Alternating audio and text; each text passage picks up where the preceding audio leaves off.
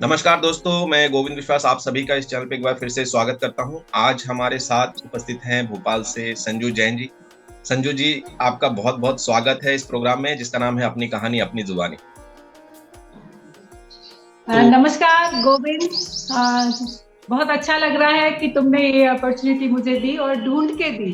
और ये बहुत सुंदर काम कर रहे हो तुम कि थैंक यू। देश भर के आर्टिस्टों को कहाँ कहाँ से खोजते हो और उनकी जो प्रोसेस है, जो भावनाएं हैं, जो पेंट कर रहे हैं, उसको आप लोगों के सामने लेकर आ रहे हो। तो वाकई आप साधुवाद के पात्र हैं। इस चैनल को सब्सक्राइब करें, लाइक करें, कमेंट करें और शेयर करें। बिल्कुल, हम थैंक यू। कोशिश कोशिश वही करते हैं और मैं चाहूँगा कि जो चैनल पर नए हैं, वो सभी चैनल को सब्सक्राइब कर लें, बेल आइकन को दबाएँ ताकि उनको ऐसे बहुत सारे आर्टिस्टों की पूरी लाइफ स्टोरी उसमें जानने को मिलेगी, उनके काम के थॉट जानने को मिलेंगे। तो संजू जी, हम पहले जानना चाहेंगे कि आपकी जर्नी कहाँ से शुरू होती है?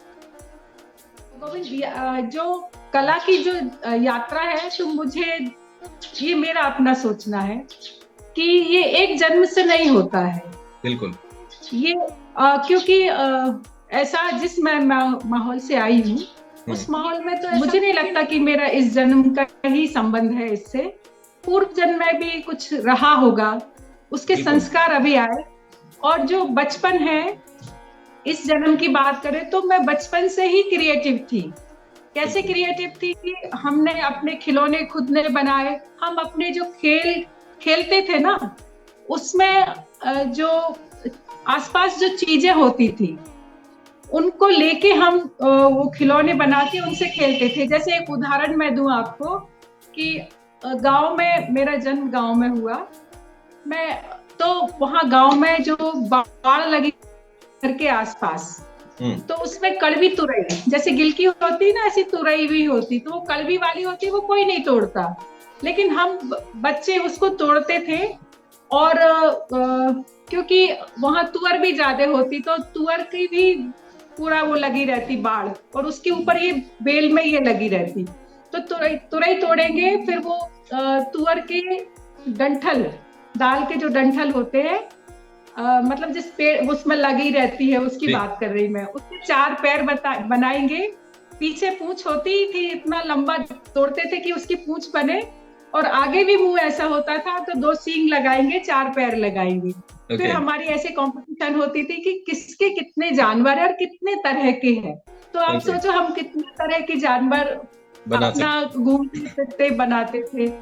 और सबसे अच्छी बात जो रही कि मैं जिस मतलब जहां मेरा गांव है, जिस घर में मैं रहती थी, उस घर के आसपास पूरे हैंडीक्राफ्ट्स वाले लोग रहते थे। ओके, जैसे लोहार मेरे पीछे, कुम्हार का घर बिल्कुल मेरी दीवार, मतलब मेरे आंगन में कुम्हार, ओके, बढ़ई, कुम्हार, पटवा, दर्जी, ये सब लोग काम कर रहे होते थे। और हमको कोई टाइम की लिमिट नहीं थी तब ओके, कि हमको है ना, यदि लोहार का, यदि वो पहिया पक रहा है गाड़ी का, कभी आपने देखा है, जी, जो आग में पूरा का पूरा लोहे का पकता है, फिर उसको ठोका जाता है, फिर फिर ठोक उसको के वो व्हील में लकड़ी के चढ़ाया उस पे जाता है, चढ़ाते हैं।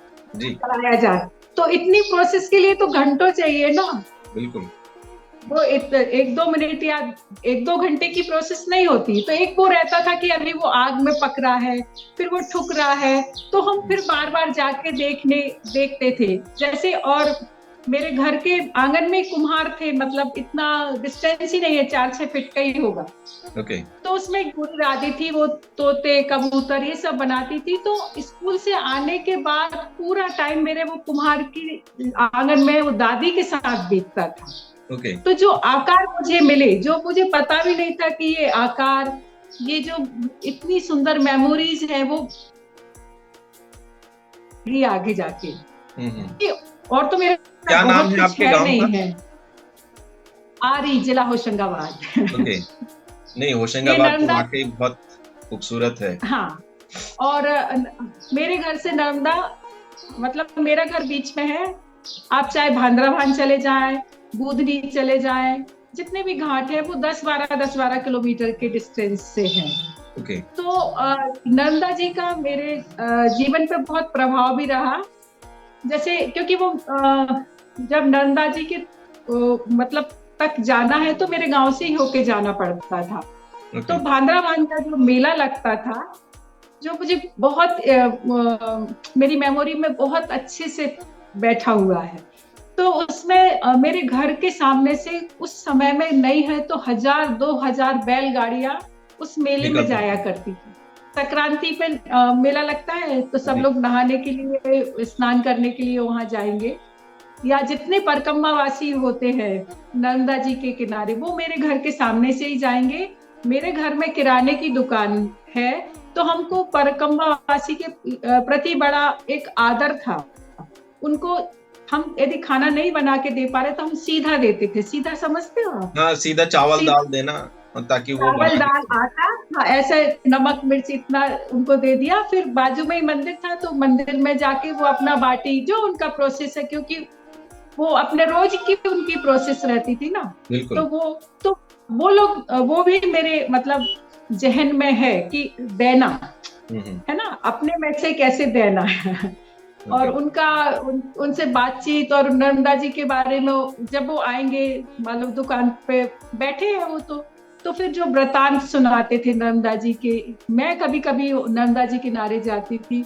तो वो सारी जो स्मृतियां हैं, जो भौगोलिक स्मृति है, जो बिल्कुल। बहुत सुंदर है, क्योंकि नर्मदा या बावई वाला जो एरिया है, उसको हिंदुस्तान में मिनी पंजाब भी कहा जाता है, हम्म। क्योंकि वो इतना रिच है, पानी इतना मीठा है, इतना साफ है, लोग बड़े सरल है। क्योंकि जब उपज अच्छी है, लोगों के पेट भरे हुए हैं, तो आप फिर वहां दूसरी बातें होती है। समझ रहे हैं ना मेरी बात? बिल्कुल। बहुत गरीबी में तो ये वाली बातें नहीं होती। स्कूलिंग स्कूलिंग भी आपने वहीं की, या शादी के बाद मेरी, आपने भोपाल आई? हाँ, मैं फर्स्ट 1 to 5 मेरी स्कूलिंग गांव में हुई। ओके। और 5 के बाद फिर मैं इंदौर आई। तो मैं एक गांव की लड़की, जो भरपूर गांव जिया मैंने। वाह। मतलब कुएं में उतरने से लेके पेड़ पे चढ़ना, कौन सी फसल है, मतलब जो कुछ भी है वो सारा का सारा मुझे पता है, जो गांव में होता था। अब तो गांव बिल्कुल। गांव नहीं रहे, वो भी शहरी हो गए। और बिल्कुल। उसके बाद जब मैं इंदौर आई, तो पूरा सब कुछ बदल गया। तो आप एकेडमिक करने इंदौर आई थी? हाँ, एकेडमी करने में इंदौर आ गई मेरे बुआ जी के पास, क्योंकि वो तो गांव था। मेरे पिताजी की सोच बड़ी थी, उनको बच्चे को पढ़ाना ही था अपना। हम्म। ऐसे तो मेरी सारी सिस्टर्स, हम सब लोग इंदौर में पढ़े। ओके। तो एक मतलब 1 to 5 आपने किया, और फिर उसके बाद आपको इंदौर जाके आगे का एजुकेशन लेना है। हम्म। तो जब मैं इंदौर आई, तो एक बाल मन की जो एक बहुत मुझे हंसी भी आती है, और लगता है कि जब मैंने फर्स्ट टाइम एक लड़की को स्कूटर ड्राइव करते हुए देखा ना, तो मैं इतना आश्चर्य हुआ जिसकी कोई हद नहीं, कि अच्छा, लड़कियां भी स्कूटर चलाती हैं। ओके। तो उससे प्रेरित होकर फिर मैं जब मैं अपने घर जाती थी, तो मैं साइकिल की प्रैक्टिस करती थी। हाँ। साइकिल चलाने की। ओके। खैर, अब तो सब कुछ कर रहे हैं, ड्राइव कर रहे हैं। तो क्या होता है कि इधर आपने पूरा प्रकृति के नजदीक आप थे। ठीक है। बिल्कुल। जब आप गांव में थे तो आप बिल्कुल, और आपका मन भी बिल्कुल एकदम सपाट था, स्लेट बिल्कुल कोरी थी। तो उसमें प्रकृति प्रकृति इतना अंदर समा गई। फिर आप इंदौर गए तो भौगोलिक स्थिति और वो सब बदल सारी गया, तो चीजें बहुत आपका एक अलग दूसरा बनी। लैंडस्केप आपको मिल गया, और आपके सपने भी बड़े हो गए, आपके सोचने का प्रोसेस भी बड़ा हो गया, आपका काम करने का प्रोसेस, सभी कुछ बदल गया। और बिल्कुल। वो किसी ने कहा नहीं, ये अपने आप, ये जो हम्म। होता है ना, हमको भी नहीं मालूम था ना, पहले थोड़ी ना इतना काम किया जाता था बच्चों को कि नहीं आपको ये करना है, ये करना है, ये कोई किसी ने नहीं कहा। तो मैं हमेशा ही कहती कि कला ने मुझे चुना है, मैंने कला को नहीं चुना। तो आपका जो कॉलेज एजुकेशन इस आर्ट के क्षेत्र में, वो इंदौर कॉलेज से हुआ? वो मेरा, हाँ, नूतन न्यू जीडीसी कॉलेज किला ओके। मैदान ओके।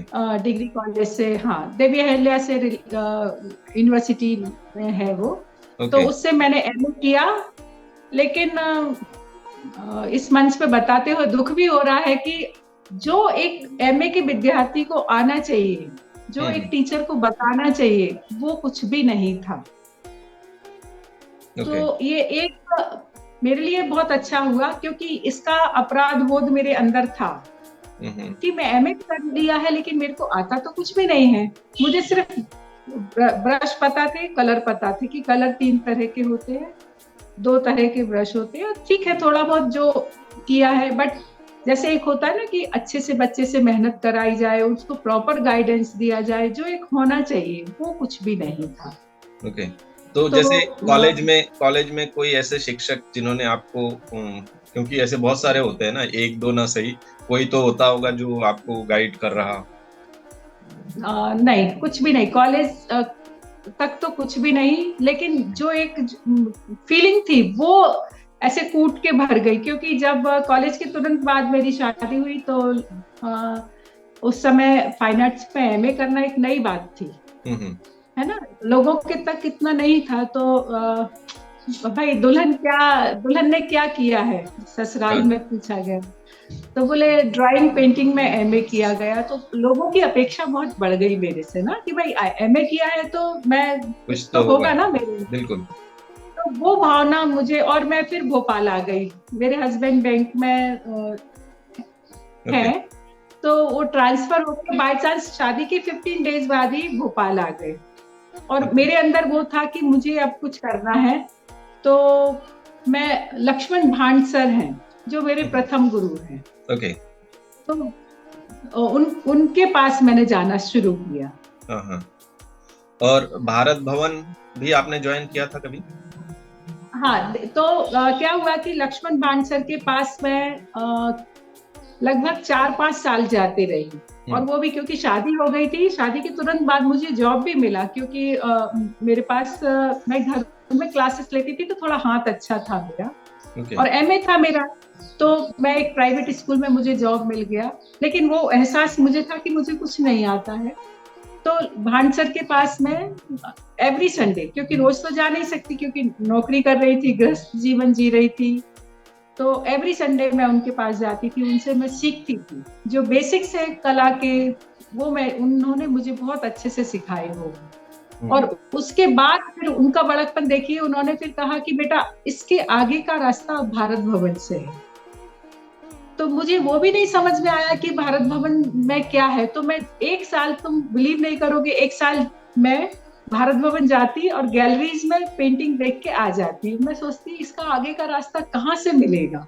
फिर एक एग्जीबिशन ही भांड साहब की हुई, जिसमें पूरे भोपाल के कलाकारों को उन्होंने आमंत्रित किया था। तब फिर उन्होंने यूसुफ भाई से मुझे मिलवाया और बताया कि ये यूसुफ है, ये बहुत अच्छे हैं, ये आपको गाइड करेंगे। तब क्योंकि कोई बैकग्राउंड नहीं था ना मेरे पास, तो ये रास्ते मुझे खुद में ही खोजने थे। बिल्कुल। कि मैं कहाँ कैसे करूं। तो फिर मैं जब इसके बाद में भारत भवन गई, फिर भारत भवन में भी वही कंडीशन की आप जॉब कर रहे हैं, और एक और मतलब कठिनाइयां तो भगवान ने कूट कूट के दी थी मुझे हर एक मौके पे तो अभी तक मैं भोपाल थी, फिर बाय चांस मेरा केंद्रीय विद्यालय में मेरा सिलेक्शन हो गया, वो भी सीहोर। ठीक है, यहाँ भारत भवन मिला तो मुझे वहां सीहोर मिल गया तो 100 किलोमीटर रोज अप डाउन करती मैं। जब मैं लौट के आती घर, तो घर नहीं आती, मैं भारत भवन जाती। मैं 2-3 घंटे वहां जो भी मैं काम करती, उसके बाद मैं घर आती। मतलब मैंने सुबह 6 बजे मैं घर से निकलती, शाम 6 बजे घर में पहुंचती, और मेरा छोटा सा बच्चा भी। लेकिन एक धुन थी कि नहीं मुझे करना है। एक्चुअल मुझे मिला पहले ज्यादा, मेरे में वो था नहीं, तो उसको मैं कैसे संभालू, वो मैं प्रयास करती। और एक बात है ना, वो कहते हैं ना, सोना जितना घिसता है उतना चमकता है। तुमने, ऊपर वाले ने वो घिसा है अच्छे से, तभी आज अच्छे से बिल्कुल उसके लिए तो। लेकिन फिर मेरा एटीट्यूड है जो मुझे लगता है, मैं बहुत पॉजिटिव हूँ। बिल्कुल। तो जो सीहोर का जो रास्ता था, भोपाल टू सीहोर, वो भी प्राकृतिक सौंदर्य से भरपूर। मतलब बैरागढ़ तक आपको तालाब मिल रहा है, उसमें कमल खिले हुए हैं, फिर आपको यूकेलिप्टस के पेड़ों के बीच में से जा रहा है। और जो केंद्रीय विद्यालय का स्कूल था, वो भी खेत में था। मतलब आसपास कुछ भी नहीं था। अच्छा, तो हम आपके काम के बारे में जब हम आपका प्रेजेंटेशन शुरू करेंगे, उसके बाद ही ये करते हैं, तो मेरे ख्याल से हम प्रेजेंटेशन के साथ बातचीत को शुरू करते हैं। तो आपके काम के बिल्कुल एग्जीबिशन के हैं भारत भवन के बाद की? ये भारत भवन की बात की, ये 2000 जो आप चित्र देख रहे हैं, ये माननीय मेरे फिर गुरुओं के भी गुरु है ये तो, मिस्टर इब्राहिम अलकाजी एनएसडी के जो डायरेक्टर है। ओके। मैं इनके पास 99 में मैं जब इनके पास गई तो इन्होंने मेरा काम देखा, वो भी एक कहानी है। काम देखा तो उन्होंने बोला बेटा मैं कच्चा आर्टिस्ट खड़ा नहीं करूंगा, जिस दिन इस लायक हो जाओगी मैं तुम्हारा शो करूंगा। वाह। मैंने कहा मैं वेट करूंगी। तो ये 2005 में अलकाजी साहब ने मेरा पहला सोलो शो किया था, जिसका इनॉग्रेशन साहब ने किया। तो ये जबी का ये चित्र है। अच्छा, इनका भी फाउंडेशन भी है ना? हाँ, अलकाजी फाउंडेशन में है ना, और उसमें भी मेरे चित्र हैं। उन्होंने लिए थे, मतलब खरीदे तो वो फाउंडेशन में गए। और ये मैंने बताया कि ये इस एग्जीबिशन का इनॉग्रेशन रजा साहब ने किया था। ओके। और बाजू में मेरे पति खड़े हुए हैं, जो रजा साहब के बाजू में है, और इधर अमाल दीदी है। तो इस एग्जीबिशन के दौरान एक बहुत सुंदर घटना घटी कि इन दोनों ने, मतलब अलकाजी साहब और रजा साहब ने मेरे हस्बैंड को बुला के थोड़ा पीछे लेके गए और फिर बोलते बेटा इस लड़की को काम करने देना, इसको कभी रोकना नहीं। तो ये इससे सुंदर बात क्या हो सकती है, सोचो ऐसा। तो नेचुरल मेरे हस्बैंड नहीं, बिल्कुल कि जब अभी इतने सीनियर आर्टिस्टों का अगर बोले हुए 2 शब्द से किसी की लाइफ में परिवर्तन आ सकता है तो ये तो बहुत बड़ी बात है, और होता ही है। मतलब पहले के जो लोग थे हमेशा मोटिवेट करते थे, और यही एनर्जी मुझे आज भी, जब भी तो मुझ में उतनी अकल नहीं थी कि ये इतनी बड़ी बड़ी महान हस्तियां हैं। उन्होंने मुझे बहुत ऐसे प्यार किया और मैं भी बच्चों जैसे ही रही उनके सामने। लेकिन आज मैं सोचती हूँ कि यदि मैं तब थोड़ा और मैच्योरिटी होती, या क्या बोलना चाहिए, समझ होती, तो मैं शायद कुछ और भी हो सकती थी। उन्होंने जो दिया उतना मैं ले पाई या नहीं, ये मुझे नहीं मालूम। ये उसी एग्जीबिशन के दौरान, हाँ, काफी बड़े बड़े लोग थे इसमें। वाजपेयी जी थे, और भी दिल्ली शहर है तो मैं उतना नहीं जानती हूँ, लेकिन काफी गणमान्य व्यक्ति वहाँ उपस्थित थे और काफी सराहा गया ये शो। और फिर एक और मजेदार घटना हुई कि गजा साहब ने मेरा काम खरीदना चाहा। तो अलकाजी साहब ने कहा नहीं, मैं आपको ये उपहार में दूंगी। तो अलकाजी साहब ने मुझसे वो चित्र खरीद के और फिर रजा साहब को उपहार में दिया। तो एक रजा फाउंडेशन में मेरा चित्र है, एक अलकाजी फाउंडेशन में, तो काफी है। तो ये उसी फिर मेरे काम के बारे में रजा साहब बात कर रहे हैं ये, और मैं बहुत भावुक भी हो गई थी उस समय भी।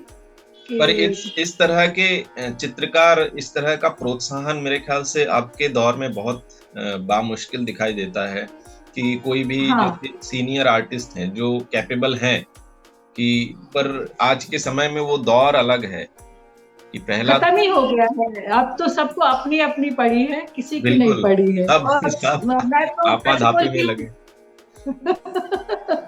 हाँ, और सच में गोविंद,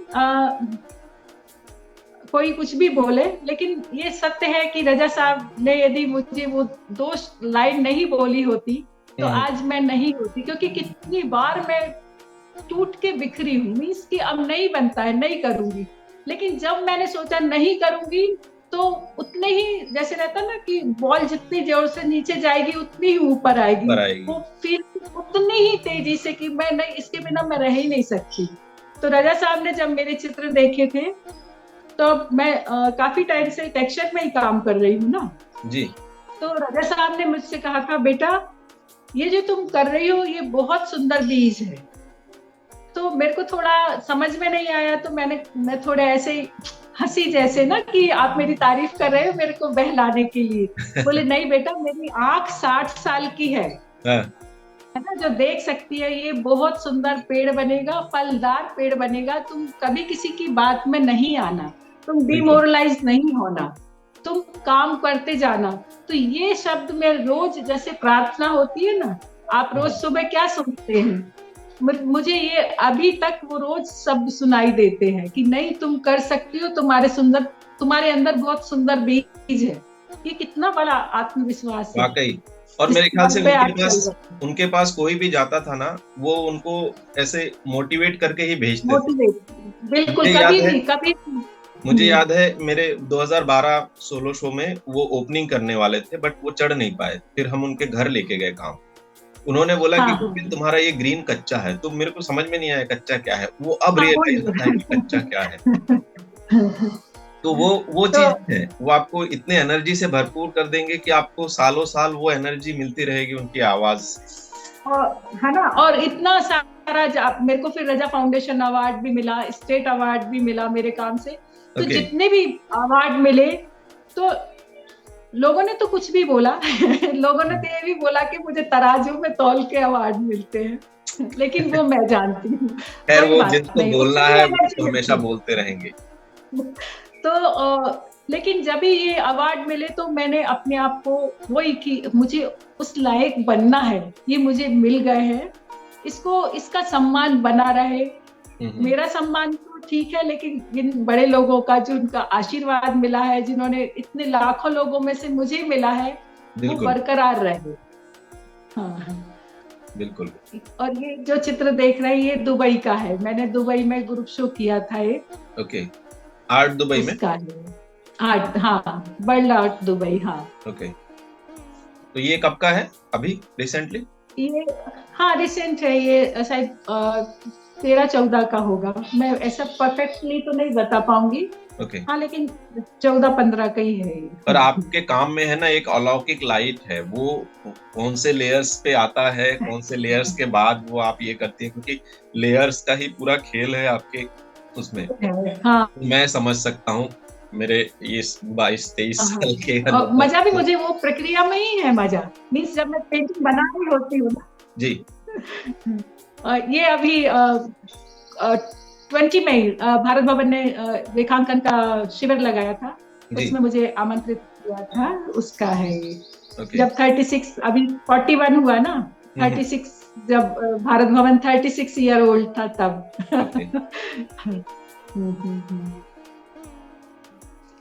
अगेन ये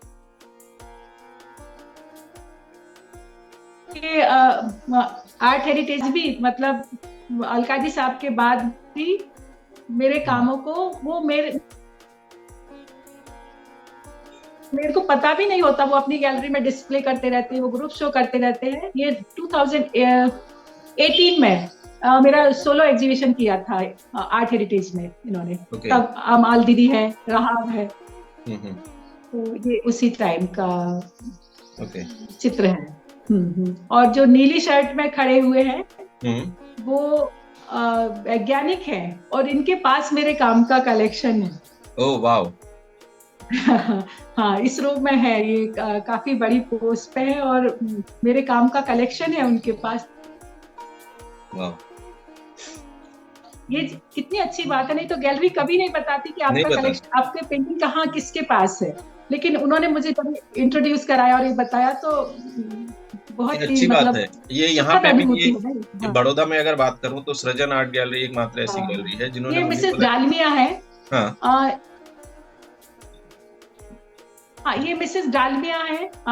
और बीकानेर हाउस में हमारा शो हुआ था, और इन्होंने सारी पोएम्स लिखी थी, लाइफ ऑफ लाइन्स ऐसे उसका टाइटल था। और उसमें उन्होंने काफी आर्टिस्ट को सिलेक्ट किया था, उसमें एक मैं भी थी। उनकी कविता के साथ मैं जा रही थी, तो वो मेरा पेंटिंग वहाँ डिस्प्ले हुआ। बहुत ही अच्छा एक प्लेटफॉर्म मुझे मिला। तो वही, मैं तो कभी सोच भी नहीं पाती जो प्लेटफॉर्म मुझे एक मेरे काम की प्रोसेस चल रही है, जो मेरे स्टूडियो में रखा हुआ है। ओके। ये 10 फीट बाय 4 फीट का काम है। तो मेरे लिए चैलेंज था, ये पहला मेरा काम था जो इतना बड़ा काम एक साथ मुझे करना था। Means okay. तो ये आप पहले कैनवास के सरफेस को आप क्रिएट करती हैं? हाँ, पहले मैं मेरे पेंटिंग को मैं 2 बार बनाती हूँ। एक बार बेस। सरफेस तो हाँ, बेस जब तैयार करती हूँ तो वो भी बिना सोचे समझे नहीं होता कि कहीं भी कुछ लगा दिया, बराबर उसका भी कंपोजिशन होता है। कि हम्म, मैं पूरा आनंद उसमें लेती हूँ। फिर बिल्कुल। सूखने के बाद, कलर लगाने के बाद उसकी फिर अपनी नई वो हो जाती है, एक नई जर्नी शुरू होती है फिर। जर्नी शुरू हो जाती है, तो फिर इसमें मैं उलझ के सुलझती हूँ। ओके। तो जैसे कि आप शुरू में बता रही थी कि आपका जो भोपाल से सीहोर तक का जो सफर, तो जो हाँ हाँ नेचुरल स्पेस के जो आप बोल सकती हैं टेक्सचर है या फिर हाँ। जो चीजें हैं, यस यस वो सब कहीं ना कहीं यस यस। दृश्य चित्र के अनुभव ही आपको इस काम में आते हैं। हाँ, ये क्योंकि हम एब्स्ट्रैक्ट कर रहे हैं ना, तो जी। एब्स्ट्रैक्ट में हम गागर में सागर भरने, सागर को गागर में भरने का काम कर रहे हैं। बिल्कुल। कि हमारा एक स्ट्रोक या एक एक टेक्सचर मीनिंग रखता है हमारे कैनवास में। बिल्कुल। जैसे मैं इतना बोल रही हूँ तो कविता लिखने में वो भाव कम हो, मतलब शब्द कम हो जाएंगे, और जब बिल्कुल। पेंट करेंगे तो वो और भी कम, मीन्स उतना निचोड़, उतना रस, उतना सत, वो चीज होती है। वाकई। हाँ। ये कहाँ के तो एग्जीबिशन थी? ये बॉम्बे की है। ये एक ग्रुप शो प्रयाग जी ने क्रिएट किया था। ओके। उसका एक चित्र है। ये आरुषि आर्ट गैलरी दिल्ली में है, वो हार्वेस्ट शो करती है, हम्म। तो ये उसका चित्र है। ओके। ये केरल में कैंप हुआ था, जी। तो सभी प्रतिभागियों को मौका मिलता है दीप प्रज्वलित करने का, मुझे भी ओके। मिला।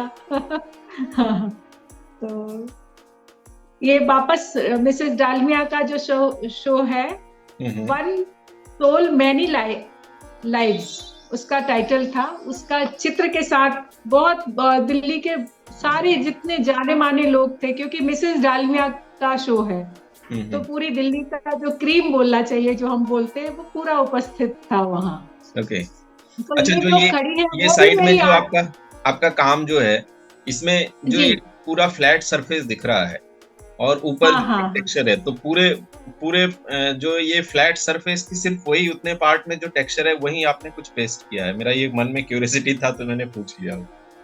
हाँ, क्योंकि ये भी मैंने मेरे दिन बहुत दिन से मेरे जब भी मैं चित्र बनाती तो उसमें नर्मदा जी का रिफ्लेक्शन दिखता है मेरे को। ओके। तो ये मतलब जो बीच में बह रही है वो नर्मदा है, उस तरफ घाट है और इस तरफ भी घाट है। ओके। ये वाह। मुझे, और ये बनाने के पहले नहीं, हाँ। बनाने के बाद मुझे दिखा। हाँ हाँ हाँ। ये अगेन जो दिल्ली में मेरा सोलो एग्जीबिशन किया था आर्ट हेरिटेज में जी। ने, तो वो उसका चित्र है, जिसमें मनीष को आप जानते ही है, जी। अनीता जी है, मैं हूँ, अमाल दीदी है, उनके हस्बैंड है, और ये दिल्ली के आर्टिस्ट है। ओके। तो ये ये एग्जीबिशन। जहांगीर में मैंने अभी शो किया था 17 में। हम्म। तो ये, हाँ, मुझे सौभाग्य मिला कि ये जो मान्यवर या गणमान्य व्यक्ति दिख रहे हैं, वो मिस्टर खारा हैं, और वो बैंक के सबसे बड़े पद के अधिकारी हैं।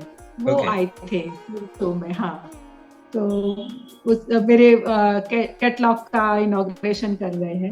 ओके। और ये है मूलबद्री में अलवाज करके है, जो कैंप करते हैं, उस हम्म। कैंप का ये चित्र है। वहां मैं काम कर रही हूँ सभी के साथ। अगेन ये मेरा स्टूडियो है, जहाँ मैं कभी बाहर भी काम करती हूँ, अंदर भी काम करती हूँ। मेरा मन, मेरा स्टूडियो। वाकई। दूसरा एक चीज है, जैसे ये जो आजकल कैंप का प्रचलन शुरू से तो होता ही है, बट आजकल कुछ ज्यादा हो रहा है। इससे एक अलग तरह की एनर्जी तो मिलती है कि हाँ आप जब बिल्कुल। कैंप में जाते हैं, 10 अलग अलग तरह के कलाकारों से मिलते हैं, उनकी से एक बातचीत होती है, एक संवाद होता है, बहुत सारा एक्सपीरियंस मिलता है। तो आपका कुछ स्टूडियो वर्क से उस जगह शिफ्ट होना या उस दौरान काम करना, वो आपको और एनर्जी से भर देता है।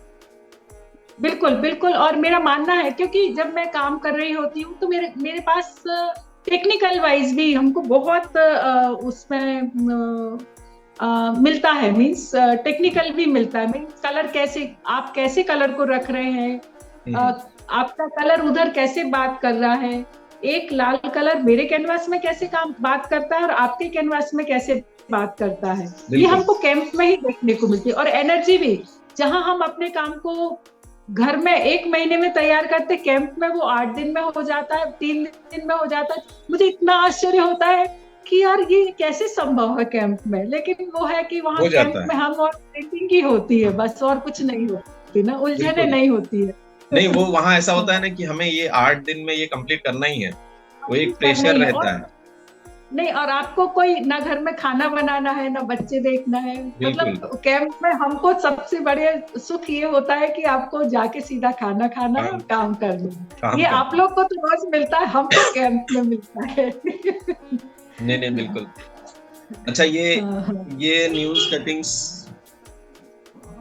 ये न्यूज कटिंग जयपुर के, ये एक और अगेन एक शो मेरा अश्विनी बहादुर ने दिल्ली में किया था, जिसका इनॉग्रेशन भी रजा साहब ने किया था। ओके। हाँ, तो ये भी बड़ा मेरा अच्छा शो रहा। रजा साहब आए और उनको काम, जब रजा साहब दिल्ली आ गए थे तब ये शो हुआ था। ओके। पल्प फिक्शन करके इसका नाम था। और हाँ, एक और ये घटना, मतलब जो आप टेक्सचर के साथ काम कर रहे हैं वो तो कर ही रही हूँ जी। फिर एक जो मेरा जो मुझे भी क्या होता है कि हम कला के माध्यम से हम अपने आप को जानते हैं कि आखिर मैं हूँ क्या, मैं चाहती क्या हूँ। जी। तो ये कितनी अच्छी बात है कि कला के जरिए मैं थोड़ा थोड़ा अपने को भी पहचान रही हूँ, कि मैंने देखा कि मुझे डायरेक्ट बॉटल में से कलर लगा के काम करना शायद उतना नहीं पोसाता, ठीक है, पसंद नहीं आता है। जितना मैं पहले क्रिएशन करूंगी फिर क्रिएट करूंगी, समझ गए? जी जी। जैसे अभी मैंने बहुत सारे चित्र ऐसे हैं जो मैंने फूलों को उतारा है, फ्रेश फ्लावर को पेड़ों से उतार के उनके कलर बना के फिर मैंने पेंट किए। ओके। तो ये नेचुरल। उसी प्रोसेस का। हाँ, ओके। हम थोड़ा पेपर उसको में भी आया। डिटेल में थोड़ा जानना चाहेंगे कि जैसे हर हर फूल से रंग प्राप्त करें, क्योंकि कई चीजें हम जैसे उसको मिक्स करते हैं, तो हर एक फूल से तो कोई ऐसा स्पेशल फूल होता है कोई जिससे हम कलर निकाल सकते हैं, ऐसा कुछ है? हाँ, आपने हरसिंगार का फूल देखा है कभी? जी। है ना, कि कौन से कलर का है वो? लाल। लाल। और उसका कलर कौन सा निकलता है? पर्पल। जब ये आपको आपको पता नहीं था ना, और जब वो पेपर पे आया तो आप मेरे आश्चर्य और मेरी खुशी का आप खुद करके देखेंगे तो आपको पता है। ब्लू कलर, इतना ब्यूटीफुल ब्लू कलर निकलता है, ओहो, पागल कर देता कि इतना सुंदर आपके कोई भी कलर शेड में वो कलर नहीं मिलेगा आपको। ओके। इतना ब्यूटीफुल ब्लू है वो। और उसके भी फिर प्रोसेस है कि ब्लू को मैंने किसके साथ रखा है तो वो ब्लू बना है, किसके साथ रखा तो वो पर्पल बना है, बहुत सारे है ना। फिर मैंने अपने जितने मेरे बचपन की, देखो बचपन में जो हम कहावतें मेरी माँ बोलती थी कि हर लगना फिट करी रंग चोखा, ओके। मैंने इस वाली चीज को अपने कलर में लेकर आई और इसको फिटकारी वाला। प्रयोग करके देखा। हाँ ना, तो उसके ओके। अलग रिजल्ट मिले मुझे। तो कौन सी, यानी मेरा ये मानना है कि आप सीखते जाइए, जो जो मिले उससे सीखते जाओ, उसमें रमते जाओ। कौन सी बिल्कुल चीज आपको कब कहाँ काम देगी पता नहीं आपको। सही बात है। हाँ हाँ। ये रजा साहब जब भी अपना भोपाल आते थे, जब भी पेरिस से आना है तो भोपाल आना ही है उनको। और जब भोपाल आना है, एक बात और मैं राजा साहब के बारे में बताना चाहती है, उनसे मैंने क्या सीखा जी। मैंने उनसे अपनी मातृभूमि को प्यार करना सीखा। बिल्कुल। क्योंकि वो जब भी पेरिस से आएंगे, भारत में बनाएंगे, जहां मिट्टी मिलेगी अच्छी मुट्ठी भर के पूरी मिट्टी अपने माथे पे ऐसे लगा लेते थे। तो वो कहीं भी आर्टिफिशियल नहीं था, वो इतना भावों से भरा होता था, इतना। तो ऐसा हम उसी के आंचल में रहते तो हम उसको क्यों नहीं प्यार करेंगे फिर। बिल्कुल ये बिल्कुल। भावना, यानी जो हमारी संवेदना है ना, कभी कभी जगानी होती है, जग जाती है। तो ये वाली संवेदना मेरी रजा साहब को काफी देखा मैंने। 10 साल में रजा साहब से मिली ना, मतलब मैं रजा साहब से 99 से जो मुलाकात शुरू हुई, उनके जाने तक कंटिन्यू रही, बीच में बिल्कुल भी ब्रेक नहीं हुआ। जब भी वो आए, जब मिले, जितनी देर भी मिले, एक महान व्यक्ति है, वो उसकी बॉडी लैंग्वेज ही काफी कुछ बताती है। वाकई जरूरी नहीं वो अपने मुंह उनका से एक बोले। अलग ऑरा होता था, आप उस ऑरा में बिल्कुल जाते कि आप। बिल्कुल बिल्कुल बिल्कुल। तो ये हम बहुत सौभाग्यशाली है कि रजा साहब हमको मिले, और कितना सौभाग्य है कि उन्होंने हमारे काम को देखा, सराहा, प्यार किया। ये बिल्कुल। तो धन्य है ना। और वाकई। ये सब किसके कारण संभव हो सका? सिर्फ कला के कारण, पेंटिंग के कारण। बिल्कुल। वो नहीं तो मैं रेगुलर। किस हिसाब से उनके पास जाती और बात करती ना, मेरे पास तो कोई जरिया ही नहीं था। बिल्कुल बिल्कुल, और हम एक दूसरे को जानते ही इसी कला के माध्यम से हैं। बिल्कुल, ये हमारा एक दूसरा परिवार है, ये वाकई। कला परिवार है। वाकई। हम्म। मंडला से मुझे याद आया कि जब हम लास्ट टाइम मिलने गए थे, मैं और पूनम दोनों ही गए थे, तो राजा साहब ने कहा मुझे वापस घर ले चलो, क्योंकि उन्हें हाँ उन्हें पता चला कि हम मतलब मेरी वाइफ जबलपुर से है। पर उसके हाँ बाद हाँ। लगातार उनकी तबीयत ठीक नहीं रही और फिर कभी जाना बस ही वो नहीं। एक ही, हाँ हाँ, मतलब वो कितना भी बाहर से कहीं भी घूमे रहे, लेकिन अंदर से वो, उनके अंदर में एक सुंदर मंडला रचा बसा रहा, और वो ही दिखते और रहा उनके आपको कैनवास। बताऊं, जो बावरिया में उनके ऊपर अभी एक डॉक्यूमेंट्री बनी थी, ललित कला ने बनवाई हाँ थी। तो हाँ हाँ हाँ हाँ। बावरिया में जब हम पहुंचे ना, तो एकदम उनके एज से भी ज्यादा एज होंगे, एक वृद्ध व्यक्ति दौड़ते हुए आए, आके पूछते हैं रजा आए, रजा आए। तो हम बोले हाय। नहीं, रजा नहीं आए हैं, हम उनके ऊपर फिल्म बना रहे हैं, तो उनके लिए आए हैं। तो फिर उन्होंने पूरा दिखाया, और सिर्फ एक धोती लपेटे थे, और उन्होंने दिखाया हाँ, कि ये कुआं है, यहाँ हम खेलते थे, ये पेड़ है, ये बल्लियां है जहाँ हम झूलते थे। तो वो चीजें अभी भी इतना नेचुरल। हाँ। तो सबसे बड़ी बात गोविंद ये हुई ना कि वो गए, नहीं तो आज आप अपने गांव में जाएंगे तो आपको 4 लोग नहीं पहचान पाएंगे। बिल्कुल।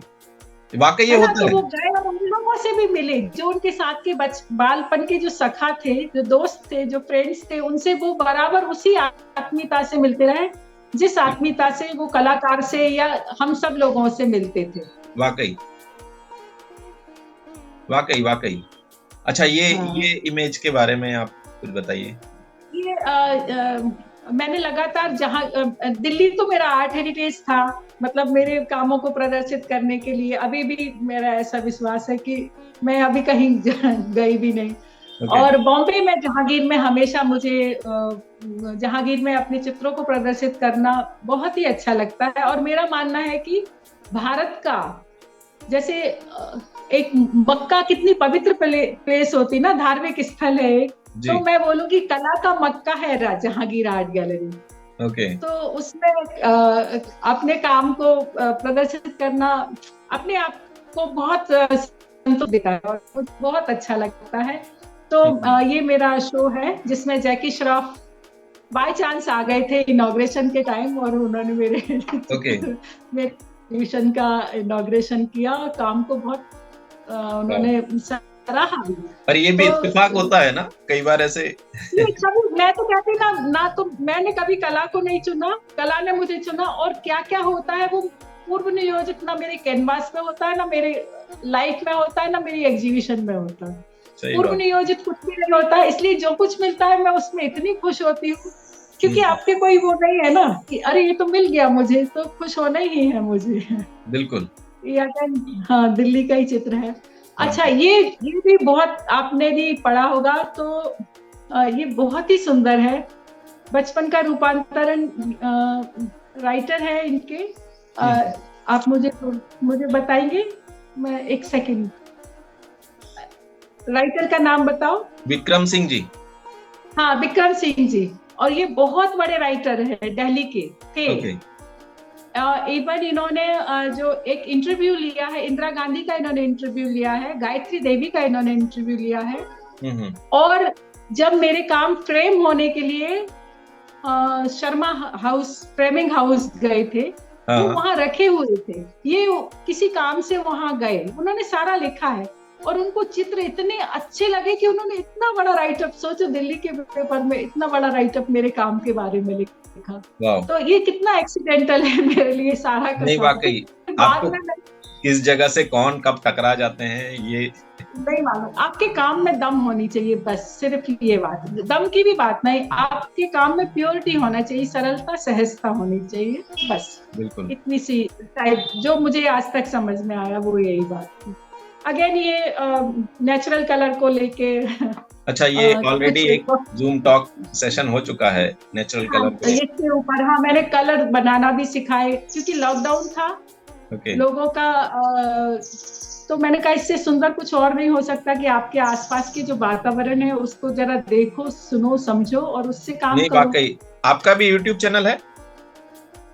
लेकिन उसमें एक दो ही चीजें हैं, है स्मृति प्रकृति करके है, उसमें है ये। तो मैं दर्शकों से विशेषण कहना है। चाहूंगा, जो भी देख रहे हैं ये बातचीत सुन रहे हैं, वो मैं इनका डिस्क्रिप्शन में लिंक दे दूंगा, आप लोग जरूर जाकर देखें। और मेरे ख्याल से हम लोग जो चीजें करते हैं ना, उसका डॉक्यूमेंटेशन छोटा छोटा करके, भले ही कुछ क्लिप आपको एडिट नहीं करना है, डायरेक्ट क्लिप आप डाल के रखना चाहिए।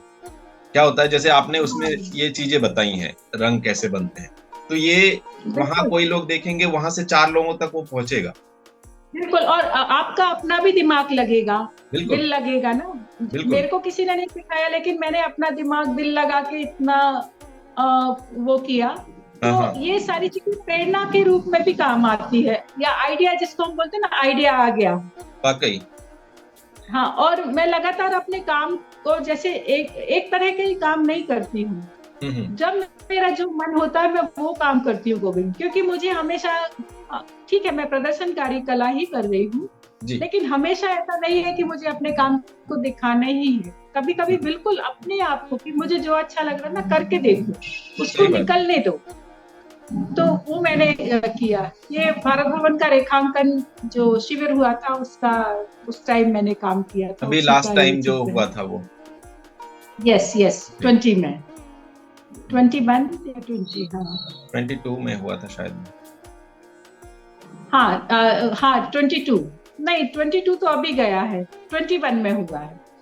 हाँ, लास्ट ईयर जो उसमें हुआ था, जो कोविड के तुरंत बाद में फिर कोविड शुरू हो गया था।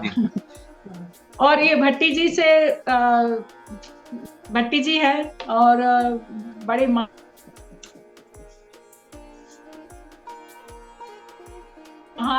चित्रकार, और उतने ही हमारे भोपाल को एक इतनी सुंदर चीज दी। वाकई इनका योगदान बहुत बड़ा है भोपाल के लिए, आदिवासी जनजाति संग्रहालय। और मैं फिर कुछ, हाँ मैं गोविंद फिर सुनो, जब मैं मेरा घर बना रही थी, हाँ, एक और मेरे जीवन का एक और बहुत सुखद जिसमें मैं रह रही हूँ, मेरा जो घर बना है वो भट्टी जी ने डिजाइन किया है। ओके। और बिना कुछ उसके, मीन्स कोई पूर्व में कोई वो नहीं था कि उनको मैंने, वो करने वाले हैं या कहीं पीछे एक घर बना रहे थे, उनसे मैंने रिक्वेस्ट करी तो बोले ठीक है, ऑन द वे मैं हूँ, मैं कर देता हूँ। और वो सच में ऐसे ऑन द वे इतना सुंदर घर में मैं रह रही हूँ। तो मैं नहीं, वाकई मैंने भट्टी सर से मैंने कहा, सर उस म्यूजियम का जो आपने डिजाइन किया और उसको इतने खूबसूरत तरीके से पूरे भारत में, वो उस तरह का मेरे ख्याल से दूसरा कोई और कहीं है नहीं, पूरे एशिया में नहीं मिलेगा। वही तो मैं उनसे चाह रहा था, मैं उनसे रिक्वेस्ट किया कि सर उसके ऊपर एक बातचीत होनी चाहिए, आप कब समय दे रहे हैं, पर उनके पास समय ही नहीं है। मैं चाहूंगा कि आप एक बार रिक्वेस्ट जरूर करें। बहता पानी रमता जोगी क्या वाला है, वो पकड़ में आ गए तो हो गया, नहीं तो ठीक है। बिल्कुल, मैं चाहूंगा कि आप जरूर एक बार बात करें इस विषय में, बात करने के लिए। और मैं खुद भी चाहती हूँ कि उनका इतना सुंदर काम लोगों तक पहुंचे, लोग जाने उनके बारे में। वाकई म्यूजियम तो सब जानते, वो हमेशा काम करके पीछे खड़े रहने वाले लोगों में से है। बिल्कुल बिल्कुल, वो कभी सामने नहीं दिखे। बहुत सीखने को मिलता है कि कभी मैं तो है ही नहीं, वो बिल्कुल भी नहीं है। वाकई। ये अच्छा, ये अभी मैं जॉर्डन गई थी, लास्ट ईयर ही गई थी मैं जी, एक ग्रुप शो के तहत गई थी। तो वहाँ गैलरी है, उस गैलरी में ये शो है, और जॉर्डन के सारे आर्टिस्ट जो, तो जितने भी आर्टिस्ट हैं, आर्ट लवर है, और सबसे बड़ी बात है कि वहाँ के लोकल आर्टिस्ट का भी काम था उसमें गैलरी में। ओके। तो ये वहाँ का चित्र है ये, और मुझे बहुत ही सुखद लगा। जॉर्डन दूसरी कंट्री गई थी मैं, और हम उन आर्टिस्ट के साथ रहे। जैसे हम कहीं घूमने जा रहे, जयरास गए या वादी रम गए, तो वहाँ के लोकल आर्टिस्ट हमारे साथ थे। ओके। और एक आर्टिस्ट था जिन्होंने गढ़ी से कुछ काम किया था, हिंदुस्तान आके दिल्ली में गढ़ी स्टूडियो में आके कुछ काम किया, तो उनकी हिंदी बहुत अच्छी थी। ओके। तो वो पूरा इतना अच्छे हिंदी में बात करते थे, और बहुत ही मतलब, फिर हम उनके घर भी गए। उनका क्या होता है, हम आर्टिस्ट का, हमको फिल्म जैसा नहीं देखना होता ना शहर, बिल्कुल हमको छोटी छोटी चीजें भी देखनी होती कि उनका घर बिल्कुल कैसा है, उनका रहने का तरीका सलीका क्या है, उनके घरों में क्या है, ये सारी चीजें जब आप कैसे जा सकोगे बिल्कुल। ये ना, ऐसे तो नहीं घुस सकोगे किसी के अच्छा, घर में। हिंदी और हम भाषा से पॉजिटिवली कि अरे यार, मतलब मुझे इतना आश्चर्य हुआ। हिंदी भाषा से मुझे ध्यान आया कि आप उस कलाकार से अगर अभी संपर्क में हैं तो जरूर संपर्क करें, क्योंकि ये हिंदी वाला प्रोग्राम है, तो हम हिंदी में उनसे जरूर बातचीत करना चाहेंगे। अरे वाह, हाँ हाँ, एक बातचीत हो सकती है। और बिल्कुल।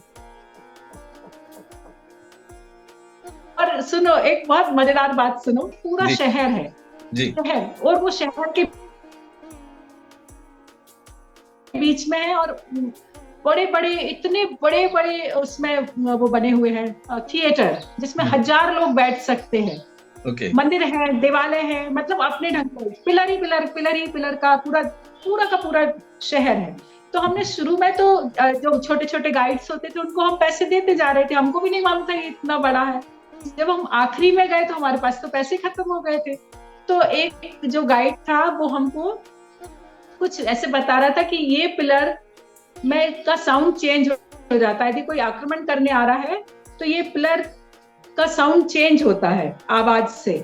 तो ओके। वो मुझे करके दिखा रहा था। तो हमने ईमानदारी से कहा कि हमारे पास पैसे नहीं है भाई, बाद में आपको बुरा लगे। तो बोले कोई बात नहीं, आप एक शाहरुख खान या अमिताभ बच्चन का गाना सुना दीजिए। वाह, हमने वो सुनाया। बहुत बढ़िया। तो इतना मजा आया कि वो इतने खुश। अमिताभ बच्चन को पूरा पूरा जॉर्डन जानता है, शाहरुख खान को पूरा जॉर्डन जानता है, और वाह, दीवाने हैं हिंदी फिल्मों के और हिंदुस्तानी लोगों के भी।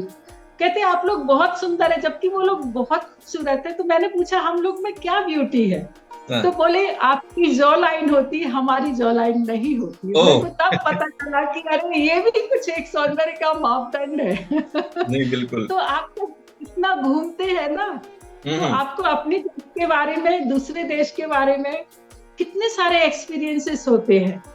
हम जिस आर्टिस्ट के घर में स्टूडियो में गए, वहां का राष्ट्रपति उसका पड़ोसी, कोई सुरक्षा खबर नहीं, कोई कुछ नहीं, बस मेरा दोस्त है, मेरा बाजू में पड़ोसी है, मेरा यहाँ का प्राइम मिनिस्टर। नहीं वाकई। तो और कुछ चीजें तो ऐसी हैं फॉरेन में, जो चीजें है ना, मतलब बहुत उतना उसको खास इस तरह का दर्जा नहीं ये करते हैं। आम जैसे लोग रहते हैं वो भी ऐसे आम वैसे ही रहते हैं। और लेकिन बहुत प्यार है हिंदुस्तान के लिए, और बड़े सरल और इतने प्यारे लोग, मैं बता नहीं सकती। कहने के लिए वो मुस्लिम कंट्री कह सकते हैं, लेकिन वो बिल्कुल भी कट्टरता नहीं थी बिल्कुल वहाँ, मतलब बहुत ही प्यारे। दूसरे कंट्री में मैं अगर कजाकिस्तान की बात करूं तो वहां भी ऐसा कुछ नहीं है। किर्गिस्तान की बात करूं, बहुत अच्छे लोग हैं, लेकिन कुछ ये होता है ना, राजनीतिक पॉलिटिकल ये सब चीजें होती हैं, तो इस वजह से यहाँ हम सब मानव है, हम सब साहित्य है, हम सब में भावना है, हम सब वही मिट्टी के बने हुए, वही पंचतत्व के बने, चाहे वो हो चाहे हम हो। बिल्कुल। बस उसमें जो बीज है वो नहीं डाले, हम में भी और उनमें भी। तो सही बात है। प्यार अच्छा, है। ये जो काम दिख रहे हैं ये बिल्कुल डिफरेंट है, इसके बारे में भी हम ये नेचुरल कलर के काम है। और जब ये मैं काम कर रही थी तो मेरे में एक जुनून था बहुत, मतलब ऐसा वाला जुनून कि मैं नई काम करूंगी तो मैं डिस्टर्ब हो जाऊंगी। तो क्योंकि वो कलर बनते थे, उनका प्रयोग मैं कैसे करूं ना जी। वो जब तक वो प्रयोग नहीं कर लेती थी तब तक मुझे चैन नहीं आता था। तो मैंने करीबन, अभी भी मेरे पास है 1,500-2 हजार काम है ये मेरे पास। इसके कुछ वीडियोस आपने डाले हैं कहीं? हाँ, इस पूरे तो नहीं, लेकिन हाँ वो जो छोटे छोटे रील्स में YouTube डेमोन्स्ट्रेशन दिया था उस पर मिलेंगे। ओके। तो आप आपका YouTube का लिंक जरूर थोड़े भेजिएगा, बहुत। तो मैं डिस्क्रिप्शन अभी में डाल अभी दूंगा। मेरा जहांगीर में, बिल्कुल बिल्कुल। और ये बॉम्बे में शो हुआ था, तो इसमें हमारी जो सचिन है हीरो जी उनकी वाइफ है, ये भी कलाकारी है। जी। मैं नाम के मामले में मैं बड़ी कमजोर हूँ, तो ओके। इनको मेरा काम बहुत अच्छा लगा। और मैंने कहा नहीं आपका काम ज्यादा अच्छा है, तो कहती नहीं आपका ज्यादा अच्छा है, आप बहुत कुछ करने के बाद वो रिजल्ट आता है, हम तो सिर्फ बॉडी से अभिनय से अपने अपना काम करते हैं, बिल्कुल आधा टेक्नीशियन और ये बातें कर देते हैं। तो सबके अपने अपने विचार भी सुनने को मिलते बिल्कुल। हैं। और ऐसे ही जहांगीर में जब मैंने लास्ट टाइम शो किया था, तब मुझे वो एक बहुत टचिंग था, वो भी एक एपिसोड ही बोला चाहिए, या एक क्या बोला क्षण। एक महिला आई, क्योंकि मैं हमेशा सोलो ही करती हूँ जागीर में, जब भी करती हूँ। और अभी 6 मार्च से फिर मेरा सोलो है जहांगीर में, जी, 6 इसके मार्च लिए हम से आपको 12 अग्रिम मार्च बधाइयां तक। देते हैं। Thank you. तो और मैं एक महिला चाहूंगा आई, कि जो भी बॉम्बे के दर्शक ये देख रहे हैं, आप लोग डेट को सेव कर लें। जरूर 6 जरूर मार्च जरूर, को हाँ। संजू जी का एग्जीबिशन है गैलरी नंबर 4 में। तो आप लोग यस। जरूर जाइए। आपको इनविटेशन हम इस शो के माध्यम से पहले देते हैं। क्यों संजू जी? तो वो जो महिला आई वो अच्छी, मतलब बहुत अच्छी, वेल आर्ट से नॉलेजेबल। और जी। उसने आके मेरे दोनों हाथ को ऐसे पकड़ा और हम्म। ऐसे वो दबाया, तो मैंने कहा नहीं मेरे हाथ थोड़े कड़क है। बोली यही तो देखने आई थी कि ये जो आर्टिस्ट काम कर रहा है वो कितनी मेहनत करता है। ओके। तो मैंने कहा वो मेरे हाथों में वो चीज नहीं है जो एक स्त्रियों के हाथ में होती, क्योंकि मैं इतना काम करती हूँ ना, मैं फिजिकल वर्क भी मेरा बिल्कुल, ज्यादा वो है ना। सॉफ्टनेस चली जाती है। हाँ, हाथों की सॉफ्टनेस तो गई, लेकिन हाँ। भावों की सॉफ्टनेस ज्यादा आ गई। नहीं वाकई। और जैसे आप ये जब सरफेस क्रिएट करते हैं, उसमें फेविकॉल व दूसरे मिट्टियां, गम, ये सारी बहुत चीजें। सारी बहुत सारी, और मैं फिर उसमें कभी भी ऐसे नहीं, मेरे मन में मुझे आनंद आता है उसमें, कभी ऐसे बचती नहीं हूँ मैं। सरफेस को आप कभी फुल मेरे स्टूडियो इंजॉय में भी करके आएंगे। करती हैं। यस। आप मेरे जब भी आप स्टूडियो में भी आएंगे तो मैं एप्रिन भी कम लगाती हूँ। हम्म। मैं अपने जो रोज के कपड़े होते हैं उनमें ही काम करती हूँ, और वो कपड़ों में बराबर कलर ओके। लगा रहता है, मेरे हाथों में कलर लगा रहता है कहीं कहीं, तो मुझे बड़ा सुखद लगता है। तो कभी कोई बोलेगा तेरा ये कलर लगा है, तो मैं कहती कलर नहीं है, ये मेरी ज्वेलरी है। वाकई। नहीं ये वाकई, ये बेंगलोर चीजें में तो मैंने है ही। हाँ,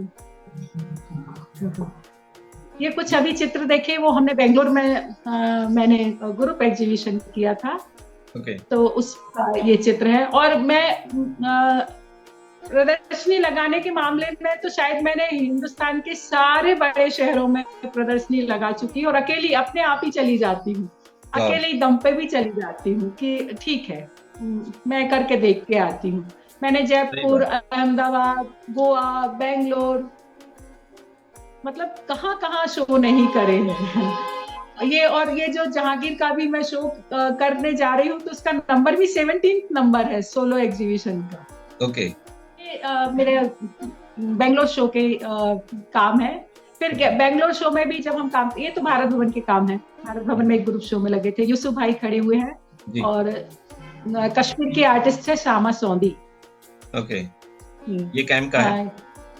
ये कैंप का नहीं है, मैं नौकरी करती थी, ये मेरी आखिरी नौकरी की विदाई समारोह का एक ओके। फोटो है। पर वो भी एक अलग अनुभव था ना, जब आप हाँ, इतने सारे। मेरे पास अनुभवों का तो भंडार है, जैसे कोई 2-5 बुक पढ़ के उसको जो नॉलेज होगा, मैंने अपना जिंदगी जी के, मेरे पास बहुत नॉलेज की अलग अलग वो है। ये केरल वाकई। में हमने कैंप हुआ था उसका है, ये केरल का काम है। अगेन मैंने भारत भवन में सोलो एग्जीबिशन लगाई थी, ये ओके। उसका काम है, उसके चित्र है। ये मुझे रिलायंस फाउंडेशन ओके। ने, रिलायंस फाउंडेशन की अपनी वो है, रिफाइनरी है ना, हम्म। वहाँ उनकी स्कूल भी है, तो उनका कैरिकुलम बनाने के लिए उन्होंने मुझे आमंत्रित किया था बॉम्बे में। तो ओके। ये नीता अंबानी के मतलब वो स्कूल तो नहीं, लेकिन उनका ही धीरू भाई अंबानी स्कूल में मुझे आमंत्रित किया था, तो वहां भी मैंने एक सेशन लिया था, उसका है। अच्छा, ये मेरे चित्र है। अब मैं पूछना चाहूंगा, इसमें जो टेक्सचर आते हैं या आप जो क्रिएट करती हैं, तो वो हाँ कोई हाँ हाँ। कोई ऐसे उसकी प्रतिकृति या कुछ ऐसा रिफ्लेक्शन होता है जो आप विजुअली देखती हैं? नहीं, देखो, ईमानदारी वाली बात है कि जब मैं काम करती हूँ ना, तो कोई भी काम पूर्व नियोजित नहीं करती, हम्म। बिल्कुल भी नहीं करती। ओके। तो बस काम करते करते उसमें जो रिफ्लेक्शन आ जाए, जो खेल हो जाए, हाँ हाँ। वो खेल है, ये खेल है मेरे लिए। वो प्ले करना हाँ, मेरे ख्याल बस से वो बस। उसके सरफेस को एंजॉय हाँ, करना, वही आपका काम है। बिल्कुल। सरफेस के साथ साथ रंग भी है, भावना भी है, कलर भी है, सभी कुछ तो आ जाता है ना। तो इसमें क्या कॉरुगेटेड शीट है कहीं, कि टेक्सचर वाइट ही है सभी? टेक्सचर तो सभी आप पेन से देंगे टेक्सचर या कलर से देंगे, मैं थोड़ा बड़ा देती हूँ। हम्म। ओके। तो उसमें फॉर्म भी होते हैं, फॉर्म से भी खेलते हैं। हाँ। हम्म। ये जो शंकर पार्वती का एक चित्र दिख रहा है ना, इसके पहले ब्लू वाला दिख रहा था, जी। वो इसके पहले। ये ओके। तो हाँ, ये वाला चंडीगढ़ ललित कला एकेडमी ने कैंप किया था, ऑनलाइन था, तो उन्होंने शिव पार्वती टॉपिक ही दिया था। तो फिर मैंने सोचा कि मैं कैसे कर सकती हूँ, तो ये इनकम्प्लीट का एक प्रोसेस का ही चित्र है। अब ओके। ये देखिए इतना सुंदर है, अब इसको क्या बोलेंगे ना, खेत भी नहीं वाकई, और है, पानी भी है, ये जमीन भी है, टेक्सचर सभी कुछ तो है। लैंडस्केप बोले तो लैंडस्केप। सरफेस, मुख्यतः सरफेस पे ही हम ज्यादा अगर फोकस करें, तो कई बार ऐसे हम सरफेस, जब सरफेस मेकिंग करते हैं, उसी का एक अलग मजा है, और मेरे ख्याल से वही मजा ही बिल्कुल आपके कला को एक नया आयाम देती है। बिल्कुल। और एक अलग मेरी बात भी बनी पूरे, मतलब इतने, और मैंने उसमें बिलीव भी करा, और ड्यू टू रजा साहब कि उन्होंने जो कहा, तो मैं वो उनकी बात मैं हमेशा कभी कितनी बार भी डगमगाई, लेकिन नहीं, कि हम्म। उन्होंने कुछ कहा है तो मीन्स कुछ सोच समझ के ही बोला है ना, इतने अनुभव के बाद ही बोला है। ये बिल्कुल। अगेन एक कैंप का काम है। तो ये ये ये जो हम ये जो टेक्सचर है, ये टेक्सचर व्हाइट है या पेपर है? नहीं नहीं नहीं नहीं, ये टेक्सचर वाइट भी नहीं है, पेपर भी नहीं है। पहले एक्चुअल मेरी तो इतनी सारी मेमोरीज है ना, हम्म। तो ये मैं पहले टेक्सचर बनाती हूँ, खुद ही बनाती हूँ। उसमें बबुल गम, मेथी पाउडर, बहुत सारी चीजें लेके कि वो पक्का ओके। रहे और ऑर्गेनिक हो। हाँ हाँ। तो पर कहीं मेरा कहीं भी, जैसे ये कपड़े के इम्प्रेशन जैसे आते हैं वो। हाँ हाँ, ये फिर उसमें हैंडमेड पेपर लेती हूँ, राइस पेपर लेती हूँ, कपड़ा भी लेती हूँ, जब मुझे जहाँ ओके। जरूरत, जो मेरा मन आता है, कभी कभी रस्सी भी ले लेती हूँ। हाँ मेरे हाँ। आसपास जो भी चीजें इंप्रेशन लेना होता है, तो ये जो इम्प्रेशन का भी जो मेरे मेमोरी में या मेरे उसमें आया, तो मैंने इतने साल भारत भवन के ग्राफिक स्टूडियो में काम किया, तो वो हम्म। ग्राफिक का भी शायद मेरे ऊपर प्रभाव आया है। ओके। पर रंग बहुत खूबसूरत है ये। ऐसा वो मैं सोचती हूँ एक कि ये एक सारी चीजें, लेयर से या हम बचपन में, हाँ हाँ हाँ, कितने लेयर्स लगभग हाँ, लगभग होते हैं आपके बिल्कुल काम में? 25 तो मान के चलो।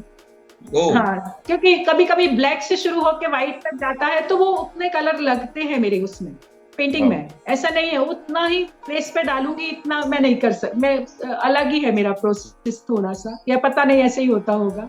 बट तो दस सरफेस पच्चीस तो मान के चलो। सरफेस मेकिंग, वो सरफेस को क्रिएट करना, वो बहुत शुरू शुरू वाला जो आप बोल रही थी, शुरू में जो काम करना मुझे ये होता है। हाँ हाँ हाँ हाँ दूसरे लेयर्स में आप काम को कलर्स वगैरह करती हैं वो।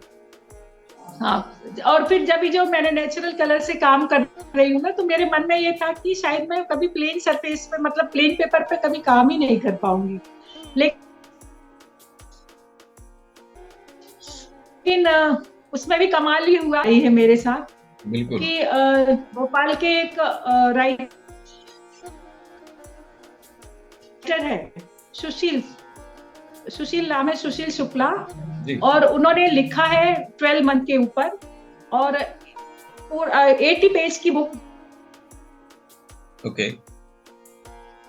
है वो। तो उसमें लगभग आधे में चीज होने जा रही है। वो अभी 25 को अच्छा, एक तारा फाउंडेशन वाले। रिलीज होगी बुक फेयर में, दिल्ली में। एक एक तारा फाउंडेशन वाली, और उसका नाम है 1/12। ओके। हाँ, बहुत ही खूबसूरत है वो भी। हाँ हाँ। मतलब टेक्सचर के साथ भी मैं लिमिटेड नहीं हूँ। आप देखो ना, लगातार काम की प्रोग्रेस भी देख सकते हैं और काम में वेरिएशन भी देख सकते हैं। बिल्कुल। और अंत में हम जानना चाहेंगे कि आप जो नए अपकमिंग आर्टिस्ट हैं, उनको आप क्या मैसेज देना चाहेंगी? मैं देखिए, अपने आप पे विश्वास करें और काम करते रहे, रास्ते अपने आप मिलते। कोई जरूरत नहीं है कि यदि आप काम नहीं करोगे तो रास्ते भी कौन देगा? कैसे आप, मान लो राजा साहब ने मुझे दिया है तो कैसे दिया? काम के बल पे ही दिया ना। आज हम बात कर रहे हैं तो काम के ही उसके ऊपर बात हो पा रही है ना। बिल्कुल, तो बिल्कुल। नए आर्टिस्ट भी भागे नहीं, क्योंकि ये पेशेंस वाला है, ये जीवन है। आप ये जीवन जीना है, ये मेरा अपना अनुभव बता रही हूँ। आप भागेंगे, किसके पीछे भाग रहे हैं ये नहीं मालूम, तो वो भागम भाग में वो भागना ही भागना रहेगा। आप ठहरे, सोचें, विश्वास करें, काम करें, बस। और क्या है, सुंदर बिल्कुल, जिंदगी वाक़ई जिए। ये आपका ये मैसेज बहुत लोगों को काम ज़रूर आएगा जो अपकमिंग फ़ील्ड में हैं। और अंत में हम चाहेंगे कि आप इस चैनल के लिए 2 शब्द ज़रूर कहें। अरे गोविंद भाई, आप चैनल का और आपका बहुत बहुत शुक्रिया। मैंने शुरू में भी बोला कि आप ऐसे हैं जो खोज रहे हैं, नए नए आर्टिस्ट को भारत के कोने कोने से बुलाते हैं। उनके जीवन, जैसे अभी मैंने अपना पूरा एक्सपीरियंस बताया, वैसे सबका एक्सपीरियंस हमको सुनने को मिलता है। तो घर बैठे इतने लोगों का एक्सपीरियंस और काम देखने को मिल जाते हैं, कितनी अच्छी बात है। तो बिल्कुल, आपका बहुत बहुत धन्यवाद। आप ऐसे ही सतत काम करते रहें और बड़े बड़े इंटरनेशनल आर्टिस्टों से भी मिलें, काम करें, तो उनका भी बस हमको सुनने देखने को कोशिश है। मिले। और हम चाहेंगे कि आप अपने दर्शकों को ज़रूर बोलें चैनल को सब्सक्राइब करने के लिए। बिल्कुल बिल्कुल, और आपको बहुत सारी शुभकामनाएं, बहुत सारी शुभकामनाएं। क्या होता है कि हम जैसे अपील करते हैं ना किसी को हाँ, इसके लिए, तो हम उसी के लिए करते हैं कि ज़्यादा से ज़्यादा लोगों तक चीज़ें जाएँ। तो चीजें जाए, बस बिल्कुल। कोशिश यही जैसे रहती है अभी कि क्या हुआ है कि गोविंद भाई, जैसे अभी मेरा इंटरव्यू है, हुँ, तो मेरा इंटरव्यू मेरे घर के लोग जो आर्ट से रिलेटेड नहीं है वो भी देखेंगे। बिल्कुल, उन वहाँ जो छोटे बच्चे हैं उनको कौन सी बात प्रेरित कर जाए, तो ये हर आर्टिस्ट के साथ 40-50 लोग एक्स्ट्रा आपका चैनल देखते हैं। बिल्कुल, ठीक है ना? और वो प्रेरित भी करते हैं, जो बच्चे आ रहे हैं, जो जिनको बिल्कुल, आर्ट में इंटरेस्ट है, तो वो होना चाहिए। हम अपने बिल्कुल, बच्चों को मार्गदर्शन तो दे सकें ना, कम से कम। तो वाक़ई। आप दे रहे हैं, कितना सुंदर काम कर रहे हैं, ये बहुत, आप थैंक यू, साधुवाद के पात्र हैं। थैंक यू और थैंक बहुत-बहुत यू। धन्यवाद आपने इतना सारा वक़्त निकाला इसके लिए। और सभी दर्शकों का भी बहुत-बहुत धन्यवाद। और फिर मुलाकात होती है एक नए शख्सियत के साथ। नमस्कार, जय हिंद। नमस्ते नमस्ते, thank you Govind, thank you. Thank you.